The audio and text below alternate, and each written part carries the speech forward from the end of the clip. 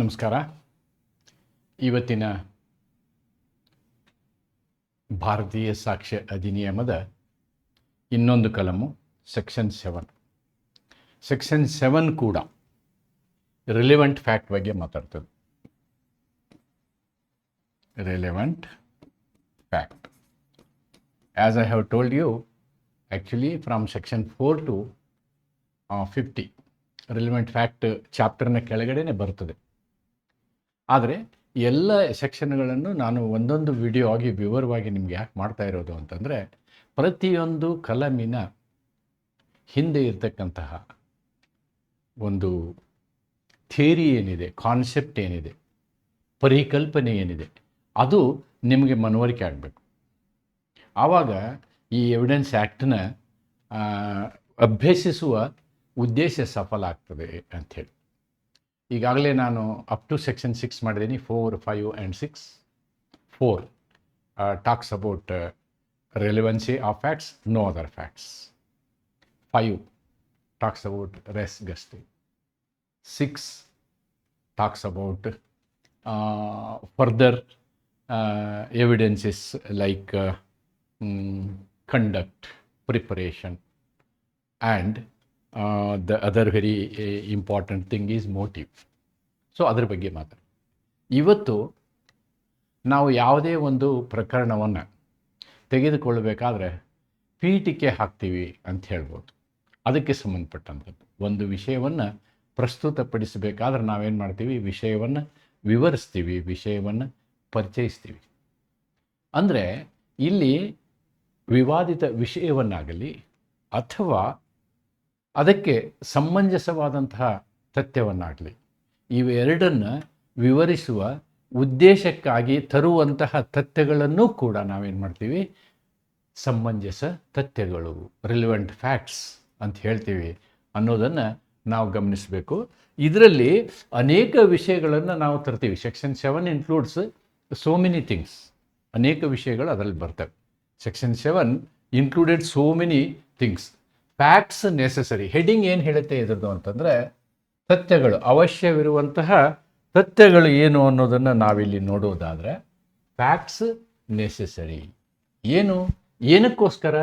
ವಿವರಿಸಲಿಕ್ಕೋಸ್ಕರ, to explain. ವಿವರಿಸಲಿಕ್ಕೋಸ್ಕರ ಅವಶ್ಯವಿರುವಂತಹ ತಥ್ಯಗಳು, ಅಥವಾ ವಿಷಯವನ್ನು ಪರಿಚಯಿಸುವುದಕ್ಕೋಸ್ಕರ, ಟು ಇಂಟ್ರಡ್ಯೂಸ್. ಏನನ್ನು ಇಂಟ್ರಡ್ಯೂಸ್ ಮಾಡಲಿಕ್ಕೆ? ವಿವಾದಿತ ವಿಷಯವನ್ನು, fact in issue, or relevant fact, ಸಮಂಜಸ ತಥ್ಯವನ್ನು.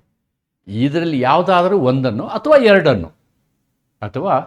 ಎರಡನ್ನು ಪರಿಚಯಿಸಲು ಅಥವಾ ವಿವರಿಸಲು ಉಪಯೋಗಿಸುವಂತಹ ತಥ್ಯಗಳಿರ್ತಾವಲ್ಲ, ಅವುಗಳೂ ಕೂಡ ಸಂಬಂಧಿತ ತಥ್ಯಗಳಾಗ್ತವೆ ಅನ್ನೋದನ್ನು. ಅಲ್ಲಿ ಇಷ್ಟೆಲ್ಲ ವಿಷಯಗಳನ್ನು ಕವರ್ ಮಾಡ್ತಾರೆ.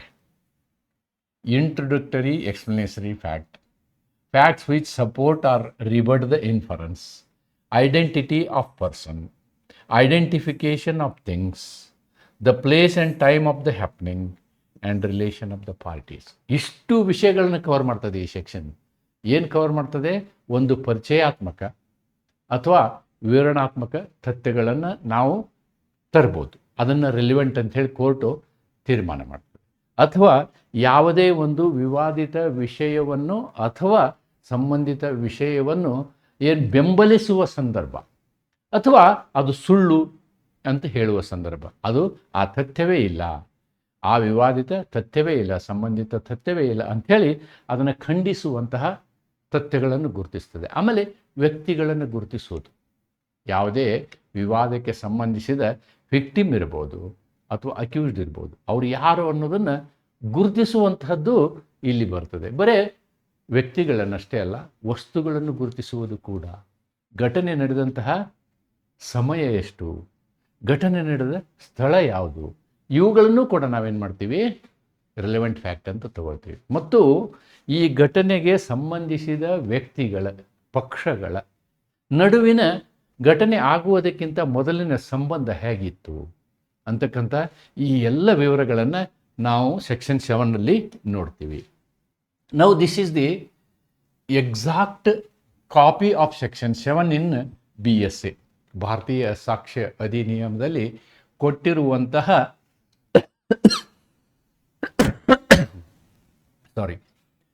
ಸೆಕ್ಷನ್ ಇದು. ಏನು ಸೆಕ್ಷನ್ ಏನು ಹೇಳ್ತದೆ? ಅವಶ್ಯಕ ಇರುವ ತಥ್ಯಗಳು, ಅವಶ್ಯವಿರುವ ತಥ್ಯಗಳು, ಫ್ಯಾಕ್ಟ್ಸ್ ನೆಸೆಸರಿ. ಯಾವ ವಿಷಯಕ್ಕೆ? To explain or to introduce, to explain or to introduce.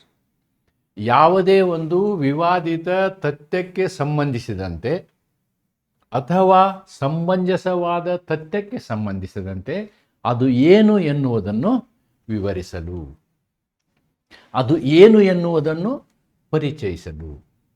So explain or introduce, explain or introduce ಮಾಡುವುದಕ್ಕೋಸ್ಕರ ಒಂದು ತಥ್ಯವನ್ನು ನಾವು ಕೋರ್ಟಿನ ಮುಂದೆ ತರ್ತೀವಲ್ಲ, ಅದು ಸೆಕ್ಷನ್ 7 ಪ್ರಕಾರ ಸರಿಯಾಗಿರ್ತದೆ, ರಿಲಿವೆಂಟ್ ಫ್ಯಾಕ್ಟ್ ಇರ್ತದೆ. ಅಷ್ಟೇ ಅಲ್ಲ, ಒಂದು ವೇಳೆ ಈ ತಥ್ಯಗಳನ್ನು, ಅದು ವಿವಾದಿತ ಇರಬಹುದು ಅಥವಾ ಸಮಂಜಸ ಇರಬಹುದು, ಆ ತಥ್ಯಗಳನ್ನು ಬೆಂಬಲಿಸುವ ಸಪೋರ್ಟ್ ಅಥವಾ ಖಂಡಿಸುವ ರಿಬರ್ಟ್ ಮಾಡುವಂತಹ ತಥ್ಯಗಳನ್ನು ನೀವು ಬೆಳಕಿಗೆ ತರಬಹುದು. Okay, an inference suggested by fact in issue or relevant fact. ಆ ರೀತಿಯ ಒಂದು ಲಾಜಿಕಲ್ ಊಹೆಗೆ ಬರ್ಬೋದು. ಇನ್ಫರೆನ್ಸ್ ಅಂತಂದರೆ ಆ ರೀತಿ ನಾವು ಊಹೆ ಮಾಡೋದು, ಬಟ್ ಆ ಊಹೆ ತರ್ಕಬದ್ಧವಾದಂತಹ ಊಹೆ ಆಗಿರಬೇಕು ಅಂತಕ್ಕಂಥದ್ದು ಬಹಳ ಮುಖ್ಯ. ಅಂಥವನ್ನು ನಾವು ಏನು ಮಾಡ್ತೀವಿ? ರಿಲಿವೆಂಟ್ ಫ್ಯಾಕ್ಟ್ ಅಂತ ಹೇಳ್ತೀವಿ. ಆರ್ ಹುಯಿಚ್ ಎಸ್ಟಾಬ್ಲಿಷ್, ಮತ್ತೆ ಎಂಥದ್ದು? ಅದು ಏನು ಮಾಡ್ತದೆ? ಸಾಧಿಸ್ತದೆ, ಅಲ್ಲಿ ಪ್ರಸ್ತುತಪಡಿಸ್ತದೆ. Yes it is like this ಅಂತ. ಏನು? ಐಡೆಂಟಿಟಿ. ಐಡೆಂಟಿಟಿ ಅಂದರೆ ಗುರುತು ಹಿಡಿಯೋದು. ಐಡೆಂಟಿಟಿ ಅಂದರೆ ಗುರುತು ಹಿಡಿಯುವುದು. ಏನನ್ನು ಗುರುತು ಹಿಡಿಯೋದು? ಆಫ್ ಎನಿಥಿಂಗ್, ಯಾವುದೇ ಒಂದು ವಸ್ತುವನ್ನು, ಆರ್ ಪರ್ಸನ್. ಅದು ಗುರುತು ಹಿಡಿಯೋದು ಒಂದು ವಸ್ತುವೇ ಆಗಿರಬಹುದು, ಒಬ್ಬ ವ್ಯಕ್ತಿಯೇ ಆಗಿರಬಹುದು. ಹೂಸ್ ಐಡೆಂಟಿಟಿ ಈಸ್ ರಿಲೆವೆಂಟ್, ಯಾವ ವ್ಯಕ್ತಿಯ ಗುರುತು ಹಿಡಿಯುವುದು ಆ ಪ್ರಕರಣಕ್ಕೆ ಸಮಂಜಸವಾಗಿರ್ತದೆ. ಆರ್ ಇದಲ್ದೇನೆ, ಐಡೆಂಟಿಟಿ ಅಲ್ಲದೇನೆ, identities of 2 types, one is of person and one other is of things. ಅಲ್ಲದೇನೆ time or place, time or place. ನೋಡಿ, this is second one, this is identity is third one, time or place is fourth one.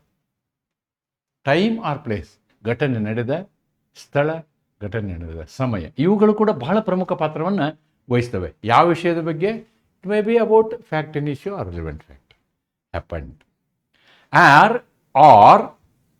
which shows the relation of the parties by whom such a fact was transacted.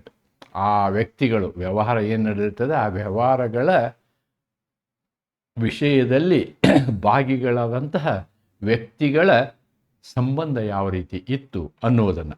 R relevant facts so far as they are necessary for the purpose. ನಮ್ಮ ಉದ್ದೇಶಕ್ಕೆ ಅವುಗಳ ಅವಶ್ಯಕತೆ ಇರುವಂತಹ ಸಂದರ್ಭದಲ್ಲಿ ಅವರುಗಳ ಸಂಬಂಧ ಹೇಗಿತ್ತು ಅಂತಕ್ಕಂಥದ್ದು. ಈ 5 ವಿಷಯಗಳನ್ನು ಸೆಕ್ಷನ್ 5 ಹೊಂದಿದೆ. ಇವೆಲ್ಲವುಗಳನ್ನು ನಾವು ಸಂಬಂಧಿತ ಸಾಕ್ಷಿ ಎಂದು ಪರಿಗಣಿಸುತ್ತೇವೆ. ಅದರ ಕನ್ನಡದ ವಿವರವನ್ನು ಇಲ್ಲಿ ಕೊಟ್ಟಿದ್ದೀನಿ. ವಿಚಾರದಲ್ಲಿರುವ ತಥ್ಯ ಅಥವಾ ಸಂಬಂಧಿತ ತಥ್ಯವನ್ನು ವಿವರಿಸಲು ಅಥವಾ ಪರಿಚಯಿಸಲು ಅಗತ್ಯವಾದ ತಥ್ಯಗಳು, ಅಥವಾ ವಿಚಾರದಲ್ಲಿರುವ ತಥ್ಯ ಅಥವಾ ಸಂಬಂಧಿತ ತಥ್ಯದಿಂದ ಸೂಚಿಸಲ್ಪಟ್ಟ ನಿರ್ಣಯವನ್ನು ಇದು ಎಲ್ಲದರ ಬದಲು ನಾವೇನು ಬರೆಯೋಣ ಅಂತಂದರೆ, ಇದಕ್ಕೆ ಸೂಚಿಸಲ್ಪಟ್ಟ ತಾರ್ಕಿಕ ಊಹೆಯನ್ನು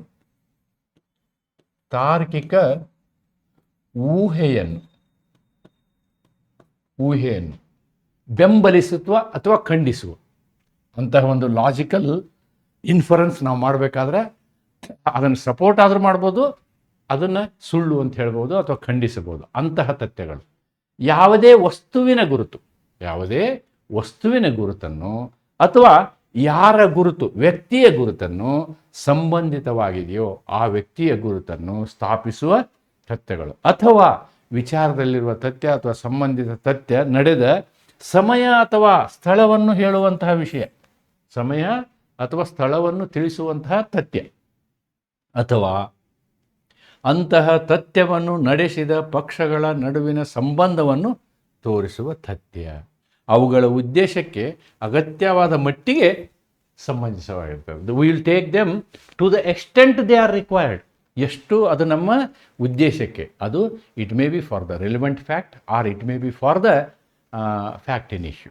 to that extent what is required, those required things will be taken as relevant fact. ಸಂಬಂಧಿತ ತಥ್ಯವೆಂದು ನಾವು ತೆಗೆದುಕೊಳ್ಳುತ್ತೇವೆ. 5 ವಿಷಯಗಳನ್ನು ಸಂಬಂಧಿತ ತಥ್ಯ ಎಂದು ತೆಗೆದುಕೊಳ್ಳುತ್ತೇವೆ ಅನ್ನೋದನ್ನು ನಾವಿಲ್ಲಿ ನೋಡಬೇಕು. ಅದನ್ನೇ ಇಲ್ಲಿ ಎಕ್ಸ್ಪ್ಲೈನ್ ಮಾಡಿದ್ದೀನಿ. What is written, it is written in the form of a sentence.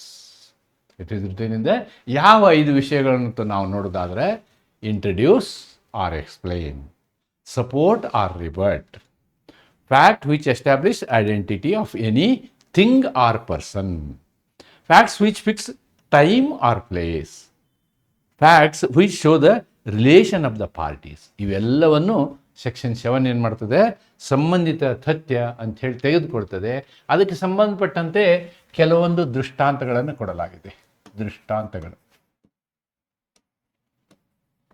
ಇವಕ್ಕೂ ಉದಾಹರಣೆನೂ ಅಂತ ಹೇಳ್ಬೋದು ನೀವು, or you can call it as examples. You can call it as examples. Now will see what are these examples. Number 1, first ನೀವು ಒಂದು ಇದು, the question is whether a document is will of a. ಒಂದು document ಇದೆ, ಈ document will ಹೌದಾ, will ಹೌದಾ ಅಂತಕ್ಕಂಥ ಪ್ರಶ್ನೆ. Whether a document is will of a, whether it is executed by a. Will, who has written will, will is written by A. ಆ A ಅಂತಕ್ಕಂಥ ವ್ಯಕ್ತಿ ತನ್ನ ಯಾವುದೇ ಮಗನಿಗೋ ಮಗಳಿಗೋ ಅಥವಾ ಹೆಂಡತಿಗೋ ಇವನು ವಿಲ್ ಮಾಡಿರಬಹುದು, ವಿಲ್ ಮಾಡಿರಬಹುದು. ಓಕೆ, ವಸಿಯತ್ತಾಗಿದೆಯೇ, ಕೆಲವು ಅದಕ್ಕೆ ವಸಿಯತ್ತು ಅಂತ ಹೇಳ್ತಾರೆ. ಏನು ಹೇಳ್ತಾರೆ, ವಸಿಯತ್ತು ಅಂತ ಹೇಳ್ತಾರೆ. ಇದನ್ನು ವಿಲ್ ಮಾಡಿದ್ದಾರೆ ಅಂದರೆ ವಿಲ್ ಆಗಿದೆ ಅಂತ ನಾವು ಹೆಂಗೆ ಗುರ್ತು ಹಿಡಿಯೋದು? ಅದು ಗುರ್ತು ಹಿಡಿಬೇಕು ಅಂತಂದರೆ ಸಬ್ ರಿಜಿಸ್ಟ್ರಾರ್ ಆಫೀಸ್ ಹತ್ರ ಹೋಗಿ ಅವನು ಏನು ವಿಲ್ ಬರೆದಿರ್ತಾನೆ ಆ ಒಂದು ವಿಲ್ನಲ್ಲಿರ್ತಕ್ಕಂಥ ಆಸ್ತಿ ಪಾಸ್ತಿಗಳು ನಿಜವಾಗಿಯೂ ಅವನ ಹೆಸರಲ್ಲಿ ಇದ್ದಾವ ಅಂತ ಅದನ್ನು ನಾವು ಪರಿಚಯ ಮಾಡಿಸ್ತೀವಿ ಫಸ್ಟ್. ಆವಾಗ ಇದ್ದಾವೆ ಅಂತಂದರೆ ವಿಲ್ ಸತ್ಯ ಅಂತ ಆಗ್ತದೆ. ಅವನ ಹೆಸರಿಗೆ ಆಸ್ತಿನೇ ಇಲ್ಲದೆ ಸುಮ್ಮನೆ ಯಾರ್ದೋ ಎಸ್ಟೇಟನ್ನು ಬರೆದು ಕೊಟ್ಟಿದ್ರೆ ಅದು ಸುಳ್ಳು ಅಂತ ಆಗ್ತದೆ. Okay, the state of his property of his family, ಮತ್ತು ಅವನ ಕುಟುಂಬದ ವಿವರ, ಅವನ ಕುಟುಂಬದ ವಿವರ ಮತ್ತು ಆಸ್ತಿಯ ವಿವರ ಇವು ಏನಾಗ್ತವೆ ಅಂತಂದರೆ ಈ ಒಂದು ವಿಲ್ಗೆ ಏನು ಕೊಡ್ತವೆ ಅವು, they give explanation or they give they or introduction. Okay, and at the date of the alleged will, ಯಾವಾಗ ಇರಬೇಕಿದು, ಅವನು ವಿಲ್ ಬರೆದಂತಹ ಡೇಟ್, ಆ ಡೇಟಿನ ಸಂದರ್ಭದಲ್ಲಿ ಆ ವಿಲ್ನಲ್ಲಿರ್ತಕ್ಕಂಥ ವಿಷಯಗಳು ಅವನ ಆಸ್ತಿ ಪಾಸ್ತಿಯಾಗಿರಬೇಕು. ಅವನ ಆಸ್ತಿ ಪಾಸ್ತಿಯಾಗಿರಬೇಕು ಅನ್ನುವಂತಹ ದಾಖಲೆಯನ್ನು ನೀವು ಕೋರ್ಟ್ ಮುಂದೆ ಕೊಡ್ತೀರಲ್ಲ, that becomes an explanatory fact. That becomes an explanatory fact ಅನ್ನೋದನ್ನು ನಾವು ಎ ಇಂದ ನೋಡ್ಬೋದು. Then B, there is another illustration number 2 or B. Here what happens is A choose B for a libel, ಮಾನಹಾನಿ ಕಟ್ಲೆ ಹಾಕ್ತಾನೆ ಅವನು, imputing disgraceful conduct to A, disgraceful conduct to A. ಅಂದರೆ ಎಯ ಮರ್ಯಾದೆಯನ್ನು ಹಾಳು ಮಾಡಿದ್ದಾನೆ ಎನ್ನುವ ವಿಷಯವನ್ನು ಎತ್ತಿಕೊಂಡು ಎಯು ಬಿಯ ಮೇಲೆ ಒಂದು ಪ್ರಕರಣವನ್ನು, ಸಿವಿಲ್ ಕೇಸನ್ನು, ದಿವಾನಿ ಪ್ರಕರಣವನ್ನು ದಾಖಲೆ ಮಾಡ್ತಾನೆ. ಇಲ್ಲಿ B appears that the matter alleged to be libellous is true.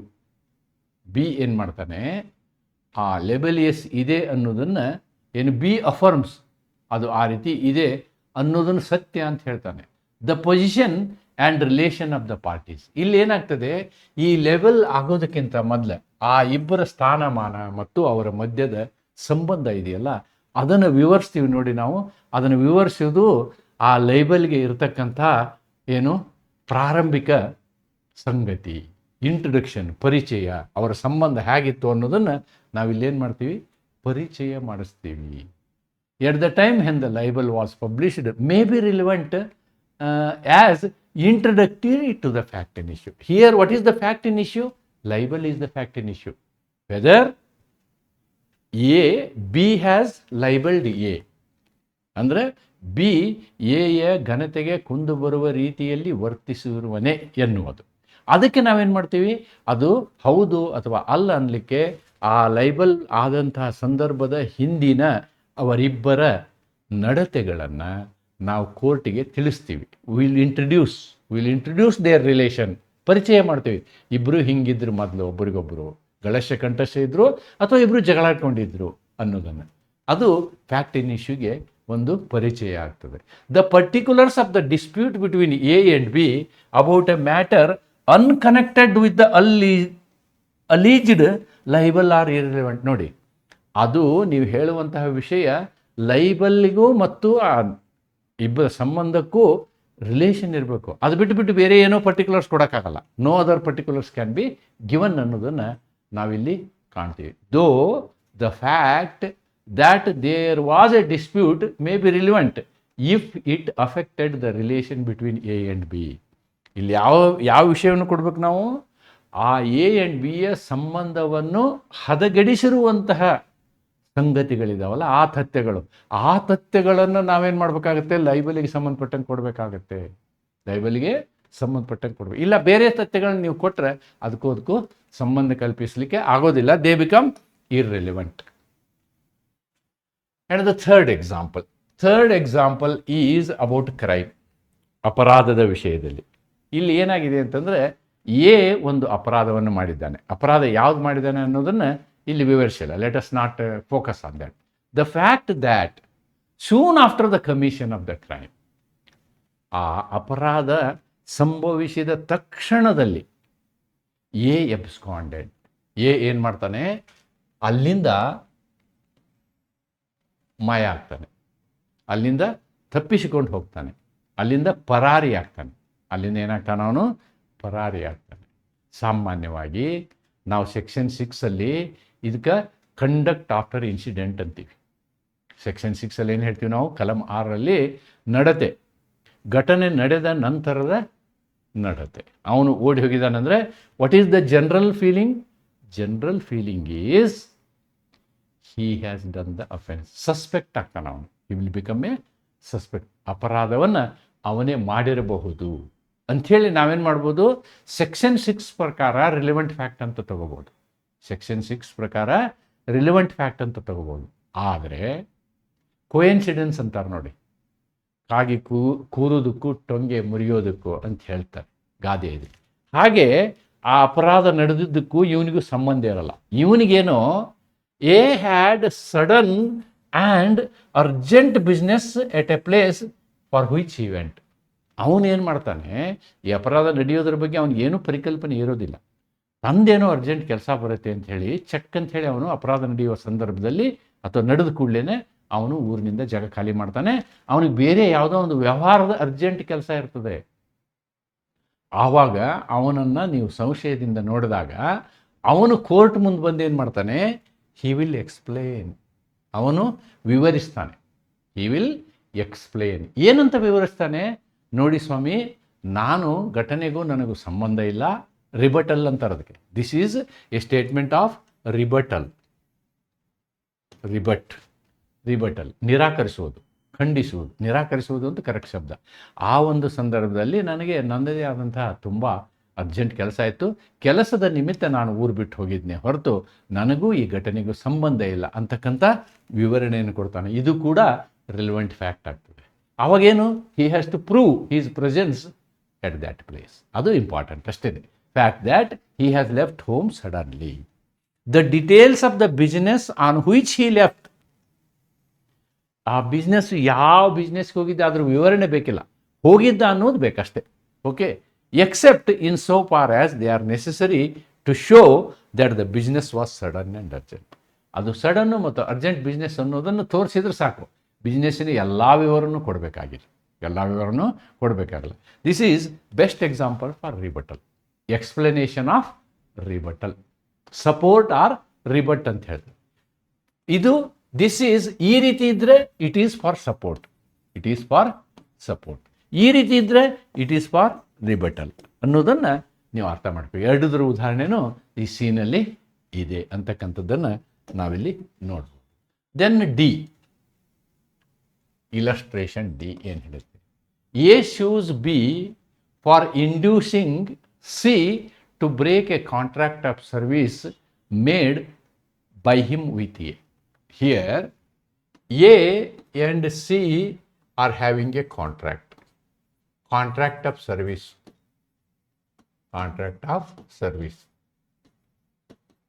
ಅವನಿಗೆ ತಿಂಗಳ ಇಷ್ಟು ಸಂಬಳ ಕೊಟ್ಟು ಸಿ ಅನ್ನು ಎ ಎಂಪ್ಲಾಯ್ ಮಾಡಿರ್ತಾನೆ, ಸಿ ಅನ್ನು ಏನು ಮಾಡಿರ್ತಾನೆ, ಎ ಎಂಪ್ಲಾಯ್ ಮಾಡಿರ್ತಾನೆ. ಆದರೆ ಇಲ್ಲೇನಾಗುತ್ತೆ, ಎ ಬಿ ಮೇಲೆ ಕೇಸ್ ಹಾಕ್ತಾನೆ, ಎ ಬಿ ಮೇಲೆ ಕೇಸ್ ಹಾಕ್ತಾನೆ. ಯಾಕೆ ಅಂತಂದರೆ ಸಿ ಬ್ರೀಚ್ ಮಾಡ್ತಾನೆ, ಬ್ರೀಚ್ ಆಫ್ ಕಾಂಟ್ರಾಕ್ಟ್. ಬರೀ ಬ್ರೀಚ್ ಆಫ್ ಕಾಂಟ್ರಾಕ್ಟ್ ಮಾಡ್ಬೇಕಾದ್ರೆ ಅವನು ಏನು ಹೇಳ್ತಾನೆ, ಹಿ ವಿಲ್ ಟೆಲ್ ಏನು ಹೇಳ್ತಾನೆ, ನನಗೆ ಬಿ ನಿಮಗಿಂತ ಸಂಬಳ ಜಾಸ್ತಿ ಕೊಡ್ತೀನಿ ಅಂದ, ಅದಕ್ಕೋಸ್ಕರ ನಾ ಕೆಲಸ ಬಿಡ್ತಾ ಇದ್ದೀನಿ ಅಂತ ಹೇಳಿ. ದೇರ್ಫೋರ್ ಎ ಶೂಸ್ ಬಿ ನೋಡಿ, a sues b for inducing to c to break contract of service made by him with a ಮತ್ತು ಸಿ ಮಧ್ಯೆ ಇದ್ದಂಥ ಕಾಂಟ್ರಾಕ್ಟನ್ನು ಅವನು ಬ್ರೇಕ್ ಮಾಡೋದಕ್ಕೋಸ್ಕರ ಬಿ ಏನು ಮಾಡ್ತಾನೆ, ಬಿ ಅವನನ್ನು ಉತ್ಪ್ರೇಕ್ಷಿಸ್ತಾನೆ. ಹೆಂಗೆ ಗೊತ್ತಾಗುತ್ತೆ ಅದಕ್ಕೆ? ಹೆಂಗೆ ಅಂದರೆ ಇವನು ಸಿ ಏನು ಮಾಡ್ತಾನೆ, ಹೇಳ್ತಾನೆ, and says to a, I am leaving you because b has made me better offer.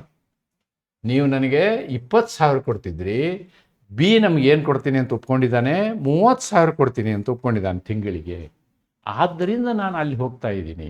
ಅದಕ್ಕೋಸ್ಕರ ಈ ರೀತಿಯ ಕಾಂಟ್ರಾಕ್ಟ್ ಬ್ರೀಚ್ ಆಗಲಿಕ್ಕೆ ಕಾರಣ ಬಿ ಅನ್ನುವ ಉದ್ದೇಶದಿಂದ ಬಿ ಮೇಲೆ ಅವನು ಕಾಂಪೆನ್ಸೇಷನ್ ಕೇಳ್ತಾನೆ. ಇದಕ್ಕೆ ಎಕ್ಸ್ಪ್ಲನೇಷನ್ ಏನು? ಅವನು ಕಾಂಪೆನ್ಸೇಷನ್ ಅಥವಾ ಪರಿಹಾರವನ್ನು ಕೇಳೋದಕ್ಕೆ ಎಕ್ಸ್ಪ್ಲನೇಷನ್ ಏನು ಅಂತ ನಾವು ನೋಡೋದಾದರೆ ಎಯ ಹೇಳಿಕೆ. Okay sir, this statement is a relevant fact as explanatory of c's conduct which is relevant as fact in issue. ನೋಡಿ, ಅಂದರೆ ನೀನು ಇಂಡ್ಯೂಸ್ ಮಾಡಿದೀಯಾ ಅನ್ನೋದಕ್ಕೆ ಪುರಾವೆ ಇದು. This is the best evidence. ಆದ್ದರಿಂದ ಈ ವಿವರಣೆಯನ್ನು, ಸಿ ಯು ಎಗೆ ಕೊಟ್ಟಂತಹ ವಿವರಣೆಯನ್ನು ಅವನು ಬಿಯ ವಿರುದ್ಧವಾಗಿ ಬಳಸ್ತಾನೆ. ನಿನ್ನಿಂದ ಈ ಕಾಂಟ್ರಾಕ್ಟ್ ಹಾಳಾಯಿತು ಅಂತಕ್ಕಂಥದ್ದನ್ನು ಸಾಬೀತುಪಡಿಸುವುದಕ್ಕೋಸ್ಕರ ಅವರನ್ನು ಉಪಯೋಗ ಮಾಡ್ತಾನೆ. This is also very interesting example, very interesting. Here a ಮೇಲೆ ಕಳ್ಳತನದ ಆಪಾರ ಇರುತ್ತೆ. A accused of theft. It is seen to give the stolen property to b. ಇನ್ನೊಬ್ಬರಿಗೆ ಕಾಣಿಸ್ತದೆ ಏನು, ಆ ಒಂದು ಕಳ್ಳತನದ ಮಾಲನ್ನು ಅವನು ಬಿಗೆ ಕೊಡ್ತಾನೆ. ಹೂ ಈಸ್ ಸೀನ್, ಬಿ ಏನು ಮಾಡ್ತಾನೆ, ಅದೇ ಕಳ್ಳತನ ಮಾಡಿದ ವಸ್ತುವನ್ನು ಎ ಬಿಗೆ ಕೊಡ್ತಾನೆ. ಬಿ ತೊಗೊಂಡು ಹೋಗಿ ಎ ಹೆಂಡತಿಗೆ ಕೊಡ್ತಾನೆ. Who is seen to give it to his wife. ಆವಾಗ ಬಿ ಹೇಳ್ತಾನೆ, b says as he delivers it, a says you are to hide this. ನೋಡಿ, ಏನು ಹೇಳ್ತಾನೆ, ನೀನು ಇವನು ಬಚ್ಚಿಡಬೇಕು ಅಂತ, ನೀನು ಇವುಗಳನ್ನು ಬಚ್ಚಿಡಬೇಕು ಅಂಥೇಳಿ ಹೇಳ್ತಾನೆ. B's statement is an explanatory. ಕಳ್ಳತನ ಆಗಿರೋ ವಿಷಯದ ಬಗ್ಗೆ ಒಂದು ವಿವರಣೆಯನ್ನು ಕೊಡುವಂತಹ ಈ statement, this is explanatory of fact is part of a transaction and it explain ಮಾಡುವುದರಿಂದ ನಾವೇನು ಹೇಳ್ತೀವಿ, ಇದನ್ನ it may be of a same transaction, ರಿಸ್ಕಷ್ಟೇ ಆಗ್ಬೋದು, ಬಟ್ ಅದ್ರ ಜೊತೆಗೆ ವಿವರಣೆಯನ್ನು ಇದು ಕೊಡ್ತದೆ, ವಿವರಣೆಯನ್ನು ಇದು ಕೊಡುವಂಥದ್ದು ಅನ್ನೋದನ್ನು ನಾವಿಲ್ಲಿ ನೋಡ್ಬೇಕು. A is tried for A right, ದಂಗೆ ಅಂತ ಹೇಳ್ತಾರೆ. ರಾಯ್ಟ್ ಅಂದರೆ ದಂಗೆ ಎಬ್ಸಿದೆಯಾ ಅಂತ ಅವನ ಮೇಲೆ ಕ್ರಿಮಿನಲ್ ಕೇಸ್ ಇರುತ್ತೆ. And is prove to have marched at the head of the mob. ಅವನು ಮಾಬ್ನ ಏನು to have marched at the head of the mob. ಆ ಮಾಬ್ ಏನಿತ್ತಲ್ಲ, ಮಾಬಿನ ಪ್ರಮುಖನಾಗಿ ಇರ್ತಾನೆ. ಅವನು ಪ್ರಮುಖನಾಗಿ ಇದ್ದು ದಂಗೆಯನ್ನು ಮಾಡ್ತಾನೆ. ದಂಗೆ ಮಾಡುವಲ್ಲಿ ಫ್ರಂಟ್ ಲೈನರ್ ಇವನು. ಫ್ರಂಟ್ ಲೈನರ್, ಗಲಭೆಗೆ ಸಂಬಂಧಿಸಿದ ವಿಚಾರಣೆಗೆ ಒಳಗಾಗುತ್ತಾನೆ. ಅವನು ಗುಂಪಿನ ಮುಂಭಾಗದಲ್ಲಿ ನಡೆದಿರುವುದು ಸಾಬೀತಾಗುತ್ತೆ. ಆದರೆ ಇದನ್ನು ಎಕ್ಸ್ಪ್ಲೇನ್ ಮಾಡ್ಬೇಕಂದ್ರೆ ಹೆಂಗೆ ಮಾಡ್ತೀವಿ ನಾವು? ಈ ಗುಂಪಿನ ಗಲಾಟೆಯ ಧ್ವನಿ, the cries of the mob are relevant as explanatory for the nature of the transaction. ನೋಡಿ, ಆ ಜನರ ಗದ್ದಲ ಇದೆಯಲ್ಲ, ಗದ್ದಲವನ್ನು ನಾವು ವಿವರಿಸುವುದಿದೆಯಲ್ಲ, that becomes a relevant fact to fix age crime ಅನ್ನೋದನ್ನು ನಾವಿಲ್ಲಿ ಎಫ್ನಲ್ಲಿ ನೋಡ್ತೀವಿ. ಸೊ ಇಷ್ಟೆಲ್ಲ ಇಲಸ್ಟ್ರೇಷನ್ನು ಸೆಕ್ಷನ್ 7 ಅಡಿಯಲ್ಲಿದ್ದಾವೆ. They are all there in under section 7. ಇಲ್ಲಿ ಇವುಗಳ ಸಣ್ಣ ವಿವರಣೆಯನ್ನು ನಾನು ಮಾಡಲಿಕ್ಕೆ ಪ್ರಯತ್ನ ಮಾಡಿದ್ದೀನಿ. ಇಂಟ್ರಡಕ್ಟರಿ, ಎಕ್ಸ್ಪ್ಲನೇಟರಿ ಅಂದರೆ ಏನು ಅಂತ. Evidence is always allowed of the facts which are necessary to introduce the main fact or the relevant fact. ಅದಕ್ಕೆ ಯಾವಾಗಲೂ ಪರ್ಮಿಷನ್ ಇದೆ. To ascertain the question regarding the will, production of the facts on the status of the property of the family at the time of making will may be necessary to introduce. ನೋಡಿ, ನಾನು ಆ ವಿಲ್ದ ಎಕ್ಸಾಂಪಲ್ನ ಇಲ್ಲಿ ನಿಮಗೆ explain ಮಾಡಿ ಬರೆದಿದ್ದೀನಿ. Okay, then in a suit of libel the state of parties relation, ಅವರ ಮಧ್ಯದ ಸಂಬಂಧ ಬಹಳ ಮಹತ್ವವನ್ನು ಪಡ್ಕೊಳ್ತದೆ. ಅದು ಲೈಬಲ್ ಆಗಿದೆಯೋ ಇಲ್ಲೋ ಅನ್ನೋದನ್ನು ವಿವರಿಸ್ತದೆ ಅನ್ನೋದು ಇಲ್ಲಿ ಮುಖ್ಯ. ಕ್ರಿಮಿನಲ್ ಕೇಸ್ಗಳಲ್ಲಿ ಏನಾಗುತ್ತೆ ಅಂದರೆ, ಕ್ರಿಮಿನಲ್ ಕೇಸ್ ಆಗಬೇಕು ಅಂದರೆ, ಅಪರಾಧ ಆಗಬೇಕಂದ್ರೆ ಅವ್ರ ಹಿಂದಿನ ಸಂಬಂಧಗಳು ಹದಗೆಟ್ಟಿರಬೇಕು. ಆ ಸಂಬಂಧಗಳು ಹದಗೆಟ್ಟಿದೆ ಅನ್ನೋದನ್ನು ನಾವು ಹೇಳೋದಿದೆಯಲ್ಲ, ಅದು ಅದಕ್ಕೊಂದು ಪೀಠಿಕೆ ಆಗ್ತದೆ. ಸಿಮಿಲರ್ಲಿ ಎಕ್ಸ್ಪ್ಲನೇಷನ್ ಫ್ಯಾಕ್ಟ್ಸ್ನ ನಾವು ಡಿ ಮತ್ತು ಇನಲ್ಲಿನೂ ನೋಡ್ತೀವಿ ಅಂತಕ್ಕಂಥದ್ದು. All these things we have seen in the illustration. To establish a right of a mob, explanation of the marching of the people, their cries are explanations.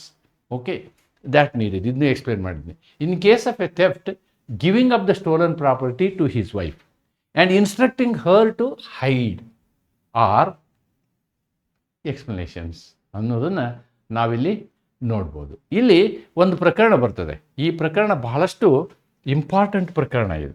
Emperor versus Abdul Ghani ಅಂತಕ್ಕಂಥ ಪ್ರಕರಣ. Emperor versus Abdul Ghani ಅಂತಕ್ಕಂಥ ಪ್ರಕರಣವನ್ನು ನೀವು ಈ ಎಲ್ಲ ಕಾನ್ಸೆಪ್ಟ್ಗಳಿಗೆ ಏನು ಮಾಡ್ಬೋದು, ನೀವು ಎಕ್ಸ್ಪ್ಲೇನ್ ಮಾಡ್ಬೋದು. ಇಲ್ಲಿ ಏನಾಗಿರುತ್ತೆ ಅಂತಂದರೆ, ಅಬ್ದುಲ್ ಗನಿಗೆ, ಈ ಗನಿ ಏನಿದಲ್ಲ ಇವನಿಗೆ 2 ಡಿಮಾಂಡ್ ಡ್ರಾಫ್ಟ್ ಸಿಕ್ಬಿಟ್ಟಿರ್ತವೆ. 2 demand draft. ಇವಾಗೆಲ್ಲ ನೆಫ್ಟು, IMPS ಏನೇನೋ ಮಾಡ್ತೀವಿ ನಾವು. ಮೊದಲು ಡಿಮಾಂಡ್ ಡ್ರಾಫ್ಟ್ ಅಂತಿದ್ದು. ಆ ಡಿಮಾಂಡ್ ಡ್ರಾಫ್ಟ್ 2 ಥರ ಇರ್ಬೋದು. ಅಕೌಂಟ್ ಪೇ ಇರ್ಬೋದು ಅಥವಾ ಬೈ ಆರ್ಡರ್ ಇರ್ಬೋದು. ಅದಕ್ಕೆ ಡಿಮಾಂಡ್ ಡ್ರಾಫ್ಟ್ ಮೇಲೆ ಅಥವಾ ಚೆಕ್ ಮೇಲೆ ಈ ರೀತಿ ನೀವು ಕ್ರಾಸ್ ಮಾಡಲಿಲ್ಲ ಅಂದರೆ, ಯಾರ ಕೈಯಾಗಿರ್ತದೆ ಅವರೇ ದುಡ್ಡು ತೊಗೋಬೋದು. ಯಾರ ಕೈಯಾಗಿರ್ತದೆ ಅವರೇ ದುಡ್ಡು ತೊಗೋಬೋದು. ಇವಾಗ ಏನಾಗಿದೆ, ಯಾರ್ದೋ ಇಬ್ಬರದು ಡಿ ಡಿ 2 ಡಿ ಡಿ ಸಿಕ್ಬಿಟ್ಟಿರ್ತವೆ. ಏನು ಮಾಡ್ತಾನೆ ಅವನು, ಸಡನ್ನಾಗಿ ಒಂದನ್ನು ಕ್ಯಾಶ್ ಮಾಡ್ತಾನೆ, ಬ್ಯಾಂಕಿಗೆ ಹೋಗಿ ದುಡ್ಡು ತೊಗೊಂಡ್ಬಿಡ್ತಾನೆ. ದುಡ್ಡು ತೊಗೊಂಡು ಇನ್ನು ಸ್ವಲ್ಪ ಹೊತ್ತು ಬಿಟ್ಟು ಅಥವಾ ಒಂದು ದಿನ ಬಿಟ್ಟು ಇನ್ನೊಂದಂತೂ 2 ಇರ್ತಾವಲ್ಲ, ಒಂದು ತೊಗೊಂಡು ಹೋಗಿರ್ತಾನೆ, ಇನ್ನೊಂದನ್ನು ತೊಗೊಂಡು ಮತ್ತೆ ಹೋಗ್ತಾನೆ, ಸೆಕೆಂಡ್ ಒಂದನ್ನು ತೊಗೊಂಡು ಹೋಗ್ತಾನೆ. ಅಷ್ಟೊತ್ತಿಗೆ ಆ ಯಾವ ಬ್ಯಾಂಕಿಗೆ ಅವನು ಪ್ರೆಸೆಂಟ್ ಮಾಡಿರ್ತಾನಲ್ಲ, ಆ ಬ್ಯಾಂಕಿಗೆ ಒಂದು ಟೆಲಿಗ್ರಾಮ್ ಬಂದಿರುತ್ತೆ. ಏನು ಟೆಲಿಗ್ರಾಮ್ ಬಂದಿರುತ್ತೆ, ಇಂಥ 2 ಮಿಸ್ಸಿಂಗ್ ಡಿ ಡಿ ಇದ್ದಾವೆ, ಅವ್ನು ಬಂದರೆ ಎನ್ಕ್ಯಾಶ್ ಮಾಡಬೇಡಿ ಅಂತ. ಆವಾಗ ಅಲ್ಲಿದ್ದಂತಹ ಕ್ಯಾಶಿಯರ್ ಏನು ಮಾಡ್ತಾನೆ, ಕ್ಲರ್ಕ್ ಏನು ಮಾಡ್ತಾನೆ, ಆ ಟೆಲಿಗ್ರಾಮ್ ಬಂದಿರೋದ್ರಿಂದ ಆ ಟೆಲಿಗ್ರಾಮನ್ನು ಇಟ್ಕೊಂಡು ಪೊಲೀಸರಿಗೆ ಕರೆಸಿ ಇವನು ಪೊಲೀಸಿಗೆ ಕೊಡ್ತಾನೆ. So this is the incident. Ultimately ಅವನ ಮೇಲೆ ಥೆಫ್ಟ್ನ ಕೇಸ್ ಆಗುತ್ತೆ. ಕೇಸ್ ಆದಾಗ ಈ ಬಂದಿರುವಂತಹ ಟೆಲಿಗ್ರಾಮು ಮತ್ತು ಇವನು ಪೊಲೀಸರನ್ನ ಕರೆದಿರುವಂಥದ್ದು, ಇದು ಈ ಕಳ್ಳತನದ ವಿಷಯವನ್ನು ಎಕ್ಸ್ಪ್ಲೇನ್ ಮಾಡಲಿಕ್ಕೆ ಹೆಲ್ಪ್ ಆಗ್ತದೆ. It explains the conduct of mister Abdul Gani ಅನ್ನೋದನ್ನು ನಾವು ಈ ಪ್ರಕರಣದಲ್ಲಿ ನೋಡ್ತೀವಿ. ಪ್ರಕರಣವನ್ನು ನೀವು ಇದಕ್ಕೆ ಎಕ್ಸಾಂಪಲ್ ಆಗಿ ಬರಿಬೋದು. Yes. Second, facts which support or rebut inferences. ನೋಡಿ, ಯಾವುದು ಸಪೋರ್ಟ್ ಮಾಡ್ತದೆ, ಯಾವುದು ರಿವರ್ಟ್ ಮಾಡುತ್ತೆ ಅಂತ ನೋಡೋದಾದರೆ ಎರಡೂ ಕೂಡ ಬಹಳ ಮಹತ್ವವನ್ನು ಪಡ್ಕೊಳ್ತವೆ. ನೀವು ವಿಷಯವನ್ನು ಸಪೋರ್ಟ್ ಮಾಡಲಿಕ್ಕೂ ನೀವೇನು ಮಾಡ್ಬೋದು, ದಾಖಲೆಗಳನ್ನು ಕೊಡ್ಬೋದು. ವಿಷಯವನ್ನು ಖಂಡಿಸಲಿಕ್ಕೂ ಅಥವಾ ತಿರಸ್ಕರಿಸಲಿಕ್ಕೂ ನೀವೇನು ಮಾಡ್ಬೋದು, ದಾಖಲೆಗಳನ್ನು ಕೊಡ್ಬೋದು. ಇಲ್ಲೇನಾಗುತ್ತೆ, The facts that soon after the crime, the accused may abscond. Accused may abscond. ಇದನ್ನು ನೀವೇನಕ್ಕೆ ಉಪಯೋಗ ಮಾಡ್ತೀರಿ? ಅವನೇ ಅಪರಾಧವನ್ನು ಮಾಡಿದ್ದಾನೆ ಎನ್ನುವುದಕ್ಕೆ ಸಪೋರ್ಟಿಗಾಗಿ ಉಪಯೋಗ ಮಾಡ್ತೀರಿ. ಅದೇ ಆ ವ್ಯಕ್ತಿ ತನ್ನ ಸ್ವಂತ ಕೆಲಸಕ್ಕೆ ಹೋಗಿದ್ದ, ಆದರೆ ಸುಮ್ಮನೆ ತಪ್ಪಿಸ್ಕೊಂಡಿರಲಿಲ್ಲ ಅನ್ನೋದನ್ನು ನೀವೇನು ಮಾಡ್ತೀರಿ? ರಿಬಟ್ಟಿಗೆ ಯೂಸ್ ಮಾಡ್ತೀರಿ. ಓಕೆ, ಅಪರಾಧ ನಡೆದ ತಕ್ಷಣ ಆರೋಪಿತನು ಪರಾರಿಯಾಗಬಹುದು. ಇದು ಕಲಂ 8ರ ಅಡಿಯಲ್ಲಿ, 8 ಇದು ಕಲಂ 6. ದಯವಿಟ್ಟು 6 ಮಾಡ್ಕೊಳ್ಳಿ, ಯಾಕಂದರೆ ಇದು ಎವಿಡೆನ್ಸ್ ಆ್ಯಕ್ಟ್ನಲ್ಲಿ 8 ಇದೆ, ಬಟ್ ನಮ್ಮ BSAನಲ್ಲಿ ಇದು 6 ಇದೆ. ದಯವಿಟ್ಟು ಇದನ್ನು 6 ಮಾಡ್ಕೋಬೇಕು. That is section 6. ಓಕೆ, ಇದು ಅಪರಾಧದ ಅನುಮಾನಕ್ಕೆ ದಾರಿ ಮಾಡಿಕೊಡುತ್ತದೆ. ಈ ಅನುಮಾನವನ್ನು ಬೆಂಬಲಿಸುವ ಅಥವಾ ಖಂಡಿಸುವ ವಿಷಯ ಸಂಬಂಧಿತ ತಥ್ಯವಾಗುತ್ತದೆ, ತಥ್ಯವು ಸಂಬಂಧಿತವಾಗುತ್ತದೆ ಅನ್ನೋದನ್ನು ನಾವಿಲ್ಲಿ ರಿಬಟ್ಟು ಇದ್ರ ಬಗ್ಗೆ ಎಕ್ಸ್ಪ್ಲನೇಷನ್ ಕೊಡ್ಬೋದು. ನೋಡಿ, the fact that the accused was found, ನೋಡಿ ಅದನ್ನೇ ನಾನು ಎಕ್ಸ್ಪ್ಲೇನ್ ಮಾಡಿದ್ದೀನಿ. ಒಬ್ಬ ವ್ಯಕ್ತಿ ಏನು ಎಬ್ಸ್ಕಾಂಡ್ ಆಗಿರ್ತಾನೆ, ಅವನು ಸಿಗ್ತಾನೆ, ಎಂಥ ಸ್ಥಿತಿಯಲ್ಲಿ ಸಿಗ್ತಾನೆ? ಅವನ ಬಟ್ಟೆ ಗಿಟ್ಟೆ ಎಲ್ಲ ಹಾಳಾಗಿರ್ತವೆ, ಡಿಸ್ಟರ್ಬ್ಡ್ ಮೈಂಡಲ್ಲಿರ್ತಾನೆ. ಆವಾಗ ನಮಗೇನು ಅನಿಸುತ್ತೆ, ಓ ಇವನು ಕಳ್ಳತನ ಮಾಡಿ ಓಡಿ ಹೋಗಿದ್ದಾನೆ ಅಂಥೇಳಿ ಖಾತ್ರಿ ಆಗುತ್ತೆ. ಈ ನಿದರ್ಶನಗಳನ್ನು ನಾವೇನು ಮಾಡ್ಬೋದು? ಸಪೋರ್ಟಿಗಾಗಿ ಕೊಡ್ಬೋದು. ಇವನೇನು ಮಾಡ್ಬೋದು? ಸಪೋರ್ಟಿಗಾಗಿ ಕೊಡ್ಬೋದು. ಒಂದು ವೇಳೆ on the contrary the person was found elsewhere, ಅವ ಎಲ್ಲ ಬೇರೆ ಕಡೆ ಸಿಗ್ತಾನೆ, busy in his business work and in quite normal condition, ಅವ ಡಿಸ್ಟರ್ಬ್ ಆಗಿಲ್ಲ, ಏನಿಲ್ಲ, ಆರಾಮದಾನೆ, ಬೇರೆ ಏನೋ ಕೆಲಸ ಮಾಡ್ತಿದ್ದಾನೆ. ನೀವು ಅವ್ನು ಹುಡ್ಕೊಂಡು ಅಲ್ಲಿ ಹೋಗ್ತೀರಿ, ಅವನ ಬಿಸ್ನೆಸ್, ಅವನ ವ್ಯವಹಾರದಲ್ಲಿ ಏನೋ ವ್ಯವಹಾರ ಮಾಡ್ಕೊಂಡು ಇದು ಮಾಡ್ಕೊಂಡಿದ್ದಾನೆ, ಅವನಿಗೆ ಅಪರಾಧ ನಡೆದದ್ದೇ ಗೊತ್ತಿಲ್ಲ. ಆವಾಗ ನೀವು ಅವನ್ನ ಸಸ್ಪೆಕ್ಟ್ ಮಾಡೋಕ್ಕಾಗಲ್ಲ. ಆ ಕಾರಣಗಳನ್ನ ಹಿಡ್ಕೊಂಡು ಅವನೇನು ಮಾಡ್ಬೋದು? ರಿಬಟಲ್ ಮಾಡ್ಬೋದು, ತಿರಸ್ಕಾರ ಮಾಡ್ಬೋದು. ಇಲ್ಲ ನಾನು ಅಪರಾಧಿ ಅಲ್ಲ ಅಂದರೆ ಈ ಅಬ್ಸೆಂಟಿಸಮು ರಿಬಟಲಿಗೆ ಯೂಸ್ ಆಗ್ತದೆ, ಈ ಅಬ್ಸೆಂಟಿಸಮು ಸಪೋರ್ಟಿಗೆ ಯೂಸ್ ಆಗ್ತದೆ ಅನ್ನೋದನ್ನು ನಾವಿಲ್ಲಿ ನೋಡಬೇಕು. ಅಂಥದ್ದೇ ಒಂದು ಉದಾಹರಣೆಯನ್ನು ನೀವು ನೋಡೋದಾದರೆ ಮಾತೃ ವರ್ಸಸ್ ಸ್ಟೇಟ್ ಆಫ್ UP ಪ್ರಕರಣದಲ್ಲಿ ಬರುತ್ತಿದ್ದು. ಮಾತೃ ವರ್ಸಸ್ ಸ್ಟೇಟ್ ಆಫ್ UP ಪ್ರಕರಣ. ಇಲ್ಲಿ ಏನಾಗಿರುತ್ತೆ? ಸಿಮಿಲರ್ ಇದೇ ಪ್ರಸಂಗ. ಅವನು this is the example. Actually ಅಪರಾಧ ನಡೆದಿರುತ್ತೆ, ನಡೆದಾಗ ಅವನು ಊರಲ್ಲಿ ಇರೋದಿಲ್ಲ, ಅಂದರೆ ನಡೆದ ತಕ್ಷಣದಲ್ಲಿ ಅವನು ಬೇರೆ ಊರಿಗೆ ಹೋಗಿರ್ತಾನೆ. ಆದರೆ ಅವನು ತನ್ನ ಸ್ವಂತ ಕೆಲಸಕ್ಕೆ ಹೋಗಿರ್ತಾನೆ ಹೊರತು ಅಪರಾಧಕ್ಕೂ ಅವನಿಗೇನು ಸಂಬಂಧ ಇಲ್ಲ ಅಂತಕ್ಕಂಥದ್ದನ್ನು ನಾವು ಈ ಪ್ರಕರಣದಲ್ಲಿ ನೋಡ್ತೀವಿ ಅನ್ನೋದನ್ನು ಇಲ್ಲಿ ಗಮನಿಸಬೇಕು. Then identity of a person, this is also very very important aspect of evidence act. Very important identity. ವ್ಯಕ್ತಿನೇ ಗೊತ್ತಿರಲಿಲ್ಲ ಅಂದರೆ ಏನು ಮಾಡ್ತೀರಿ? FIR ಹಾಕ್ತಾರೆ, ಅಪರಾಧಿ ಯಾರೆಂದು ಗೊತ್ತಿಲ್ಲ ಅಂತ. ಆಮೇಲೆ ಅಪರಾಧಿನ ಹುಡುಕ್ಬೇಕಾಗತ್ತೆ, ನಾವು ಅವನು ಗುರುತಿಸಬೇಕಾಗತ್ತೆ. When the court is in need to identify ಯಾರು ವ್ಯಕ್ತಿ, ಆ ವ್ಯಕ್ತಿ ಯಾರು, ಆಮೇಲೆ ಅಪರಾಧಿ ಯಾರು ಅನ್ನೋದನ್ನು ಗುರುತಿಸುವಂತಹ ಮಹತ್ತರವಾದಂಥ ಜವಾಬ್ದಾರಿ ಕೋರ್ಟ್ಗಿದೆ. ಬೇಸಿಕಲಿ ಪರ್ಸನಲಿ ಗೊತ್ತಿದ್ರು ಅಂತ ಇಟ್ಕೊಳ್ಳಿ, ಪರ್ಸನಲಿ ಗೊತ್ತಿದ್ರು, ಆವಾಗ ಅವ್ರು ಹೇಳ್ತಾರೆ ಇವರು ಶಿವಪ್ಪನೇ ಇವರು ಅಂಥೇಳಿ ಅವ್ರು ಹೇಳ್ತಾರೆ. That is direct evidence, that is direct evidence. ಆದರೆ ಎಲ್ಲ ಸಂದರ್ಭದಲ್ಲಿಯೂ ಈ ರೀತಿ ಡೈರೆಕ್ಟ್ ಎವಿಡೆನ್ಸಿನ ಸಾಧ್ಯತೆ ಇರುವುದಿಲ್ಲ. ಈ ಕೊಲೆ ನಡೆದಿರ್ತದೆ, ನಡೆದಂತಹ ಕೊಲೆ ಮಾಡಿದವನು ಓಡಿ ಹೋಗ್ತಾನೆ, ಅಲ್ಲಿ ನೋಡಿರ್ತಾರೆ ಜನ, ಆದರೆ ಇವನಂತ ಹೆಂಗೆ ಗುರ್ತು ಹಿಡಿಯೋಕ್ಕಾಗಲ್ಲ, ಅವನು ಅಪರಿಚಿತ ಇರ್ತಾನೆ. ಆವಾಗ ಅವ್ನು ಪೊಲೀಸರಿಗೆ ಏನು ಹೇಳ್ತಾನೆ? ಸರ್ ಅವ್ನು ತಂದು ನಿಲ್ಲಿಸ್ರಿ, ಗುರ್ತು ಹಿಡಿತೀನಿ ನಾನು ಅಂತ. ಅವ್ನು ತಂದು ನಿಲ್ಲಿಸ್ರಿ, ನಾನು ಗುರ್ತು ಹಿಡಿತೀನಿ. ಆ ರೀತಿ ಪ್ರಸಂಗಗಳು ಇದ್ದಾವೆ. ಅದಕ್ಕೆ ಅಂತಹ ಸಂದರ್ಭದಲ್ಲಿ ನಾವೇನು ಮಾಡ್ತೀವಿ? In circumstances witnesses may wish to show him if person accused is produced before him. ನಾನು ಹೇಳಿದ್ನಲ್ವ, ಅವನ್ನ ನಾನು ಮುಂದೆ ತಂದು ನಿಲ್ಲಿಸ್ರಿ, ನಾನು ಹೇಳ್ತೀನಿ ಅಂತ. This is known as TIP, test identification parade ಅಂತ ಹೇಳ್ತಾರೆ.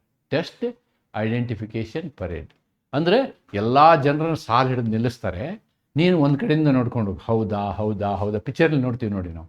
ಕೊನೆಗೆ ಯಾವನೋ ಒಬ್ಬ ವ್ಯಕ್ತಿ ನೋಡ್ತೀವಿ, ಹೌದು ಸರ್ ಇವನೇ ಕೊಲೆ ಮಾಡಿದ್ದು, ಹೌದು ಸರ್ ಇವನೇ ಹೊಡೆದಿದ್ದು, ಹೌದು ಸರ್ ಇವನೇ ಕದ್ದಿದ್ದು ಅಂಥೇಳಿ ಚೆಕ್ ಅಂಥೇಳಿ ಮೆಮರಿ ಬರುತ್ತೆ, ಹೇಳ್ತಾರೆ. That is TIP.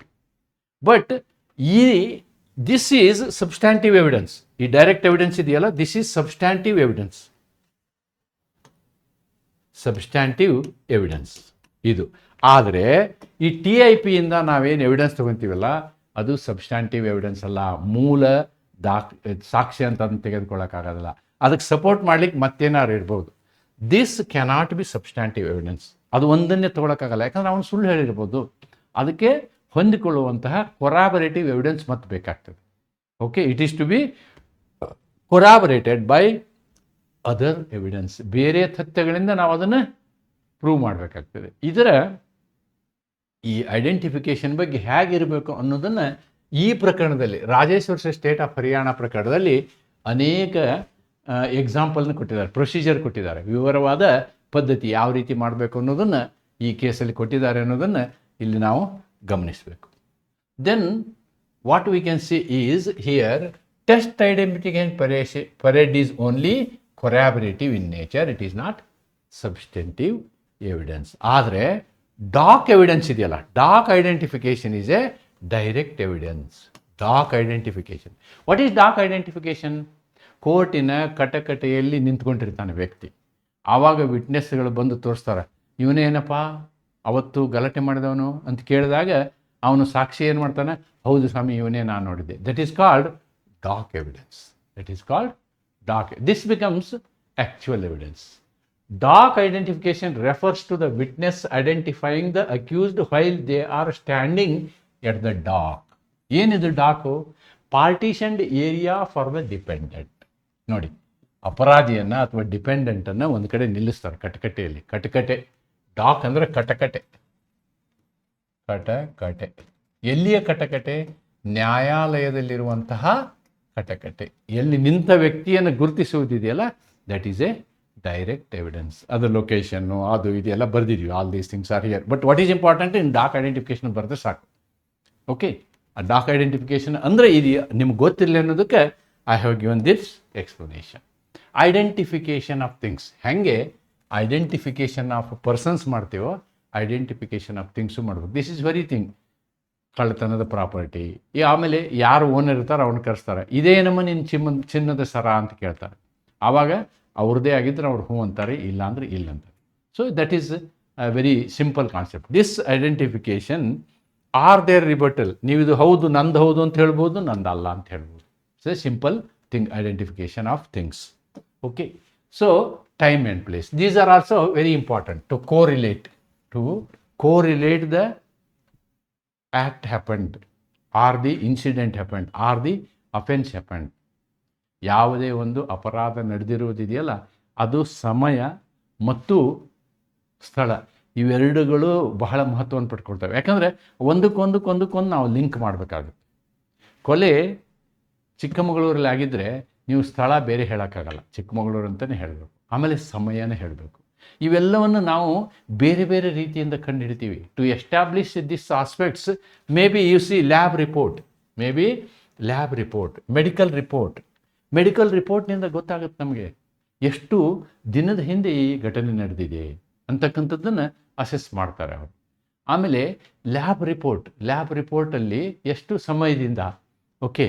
ಆಮೇಲೆ ಅಲ್ಲಿ ಬೇರೆ ಬೇರೆ ವಿಧಾನಗಳಿಂದ ನಾವೇನು ಮಾಡ್ಬೋದು, ವಿಟ್ನೆಸ್ಗಳಿಂದ ನಾವೇನು ತಿಳ್ಕೊಬೋದು, ಸ್ಥಳ ಯಾವುದು ಅಂತ ತಿಳ್ಕೊಬೋದು, ಯಾವ ಸ್ಥಳದಲ್ಲಿ ನಡೆದಿದೆ.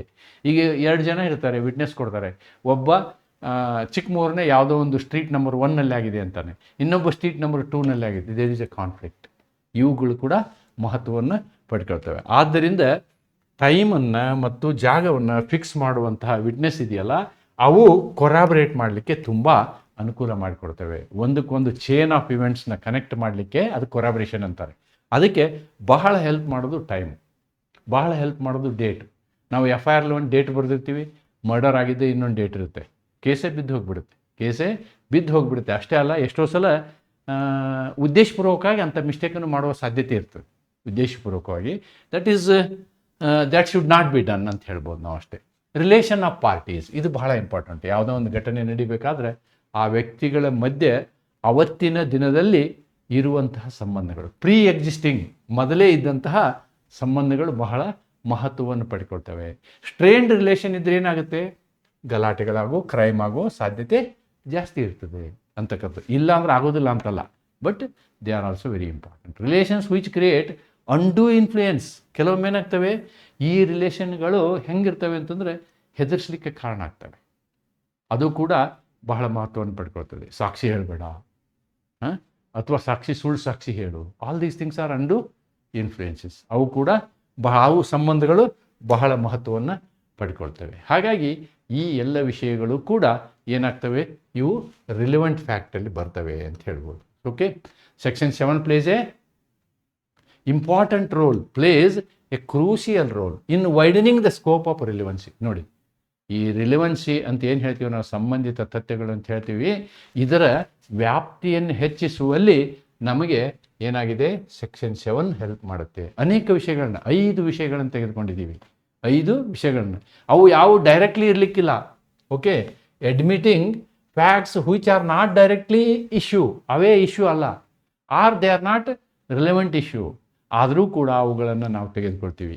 ಎಂಥ ವಿಷಯ, ಇಂಟ್ರಡ್ಯೂಸ್ ಮಾಡುವಂತಹ, ಸಪೋರ್ಟ್ ಮಾಡುವಂತಹ, ರಿಬರ್ಟ್ ಮಾಡುವಂತಹ, ಓಕೆ, ಐಡೆಂಟಿಫಿಕೇಷನ್ ಅಂತಹ, ರಿಲೇಷನ್ ಅಂತಹ ಇವೆಲ್ಲವುಗಳನ್ನು ನಾವು ಇನ್ಫರೆನ್ಸ್ ಅಂತಂದರೆ, ನೀವು ಇದಕ್ಕೆ ಲಾಜಿಕಲ್, ತಾರ್ಕಿಕ ಊಹೆ ಅಂತ ಹೇಳ್ಬೋದು. ತಾರ್ಕಿಕ ಊಹೆ ಅಂಥೇಳಿ ಇನ್ಫರೆನ್ಸ್ಗೆ ನೀವು ಈ ರೀತಿ ಬರಿಬೋದು ಅಂಥೇಳಿ ನನಗನ್ಸುತ್ತೆ. ಆ್ಯಂಡ್ ಪ್ರಾಪರ್ ಎಡ್ಜುಡಿಕೇಷನ್, ಒಂದು ವಿಷಯ ನ್ಯಾಯಾಲಯದಲ್ಲಿ ಯೋಗ್ಯ ರೀತಿಯಲ್ಲಿ ಇತ್ಯರ್ಥ ಆಗಬೇಕಂತಂದರೆ ಈ ಎಲ್ಲ ಹಿನ್ನೆಲೆಗಳನ್ನು ನಾವು ಸಂಬಂಧಿತ ತಥ್ಯಗಳು ಎಂದು ಪರಿಗಣಿಸುವುದು ಬಹಳ ಅವಶ್ಯಕತೆ ಆಗಿದೆ ಅಂತಕ್ಕಂಥದ್ದನ್ನು ನಾವಿಲ್ಲಿ ಕಂಡುಕೊಳ್ತೀವಿ. The same thing I have written in Kannada. Okay, so with this I am completing section 7. ನಿಮಗೆ ವಿವರವಾಗಿ ಹೇಳಿದ್ದೀನಿ. ಸಿಂಪಲ್ ಸೆಕ್ಷನ್, ಕಾಂಪ್ಲಿಕೇಶನ್ ಏನಿಲ್ಲ. ಲೋಕಾರೂಢಿಯಲ್ಲಿ ನಡೆಯುವಂತಹ ಘಟನೆಗಳಿವು. ಇವುಗಳನ್ನು ನೀವು ಇಲಿಸ್ಟ್ರೇಷನನ್ನು ಸರಿಯಾಗಿ ನೋಡಿಕೊಂಡು ಅದೇ ಇಲಿಸ್ಟ್ರೇಷನ್ನ ಏನು ಸಂದರ್ಭಗಳಿದ್ದಾವೆ ಅವುಗಳನ್ನು ವಿವರಣೆಯಲ್ಲಿ ಬರೆದ್ರೆ ತಕ್ಕ ಉತ್ತರ ಆಗ್ತದೆ ಇದಕ್ಕೆ ಅಂತ ಹೇಳ್ತಾ ಈ ಕ್ಲಾಸನ್ನು ಇಲ್ಲಿಗೆ ಮುಗಿಸ್ತೀನಿ. ಆಮೇಲೆ this video I am going to upload in my Telegram channel also. ಈ ಕಂಟೆಂಟ್ ನಿಮ್ಮ PDF ಕಂಟೆಂಟ್ ಸಿಗುತ್ತೆ ನನ್ನ ಟೆಲಿಗ್ರಾಮ್ ಚಾನಲಲ್ಲಿ ಅಂತ ಹೇಳ್ತಾ ಇವತ್ತನೇ ವಿಡಿಯೋನ ಇಲ್ಲಿಗೆ ಮುಗಿಸ್ತೀನಿ. ನಮಸ್ಕಾರ, ಥ್ಯಾಂಕ್ ಯು.